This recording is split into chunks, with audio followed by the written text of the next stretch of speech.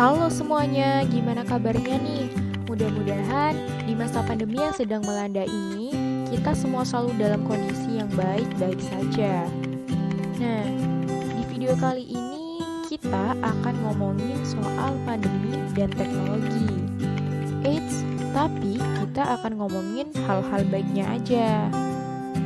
Nah, seperti yang kita tahu bahwa sejak akhir 2019 lalu, dunia digemparkan dengan keberadaan dari pandemi COVID-19. Karena adanya pandemi yang mematikan ini, masyarakat dihimbau untuk melakukan social distancing dan physical distancing yang mengakibatkan masyarakat harus tetap berada di rumah. Namun, meskipun tetap berada di rumah saja, kita tetap dituntut untuk menyelesaikan pekerjaan, tugas, dan lain sebagainya. Hal tersebut membuat kita semua mau tidak mau harus bergelut dan berkolaborasi dengan teknologi. Mengoptimalkan pemanfaatan teknologi sebagai infrastruktur penunjang kehidupan merupakan inovasi sekaligus solusi alternatif untuk mempermudah kita beradaptasi di saat pandemi. Dengan memanfaatkan teknologi, meskipun dengan hanya di rumah saja, kita dapat melakukan aktivitas seperti biasa. Bahkan, sekedar duduk bersila di depan meja, kita dapat melakukan segalanya. Mungkin kita semua akan bertanya-tanya mengenai hal ini. Namun, tanpa kita sadari, kita sudah melakukan hal ini loh. Nah, kalian pada penasaran kan? Simak terus videonya. Nah, contoh yang pertama, yakni pada aspek pendidikan. Karena tempat umum seperti sekolah hingga universitas bahkan perpustakaan ditutup sementara, hal tersebut menyebabkan adanya perubahan metode pembelajaran, yakni dengan pembelajaran daring. Sistem pembelajaran daring ini dilakukan jarak jauh dengan memanfaatkan teknologi informasi dan komunikasi seperti aplikasi e-learning dan video conference. Dengan pembelajaran daring, didik tetap dapat melakukan kegiatan belajar mengajar terhadap anak didiknya walaupun hanya di rumah saja.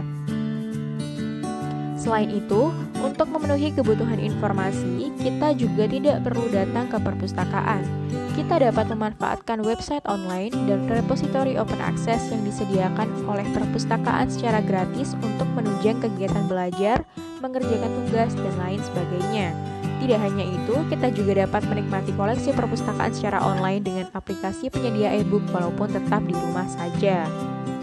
Contoh yang kedua, yakni pada aspek ekonomi. Saat pandemi, banyak sektor publik ditutup sementara. Contohnya adalah pusat perbelanjaan seperti mall, kafe, dan restoran. Hal tersebut membuat kita mau tidak mau harus menunda kegiatan berbelanja di luar rumah. Namun, dengan adanya teknologi, kita tetap dapat melakukan kegiatan berbelanja tanpa harus keluar rumah. Kita dapat memanfaatkan aplikasi perdagangan elektronik atau e-commerce. Dengan aplikasi tersebut, kita dapat membeli barang yang dibutuhkan hanya dengan sentuhan jari saja. Kegiatan bertransaksi jauh lebih mudah dan efisien dengan menggunakan teknologi, apalagi di kala pandemi seperti ini.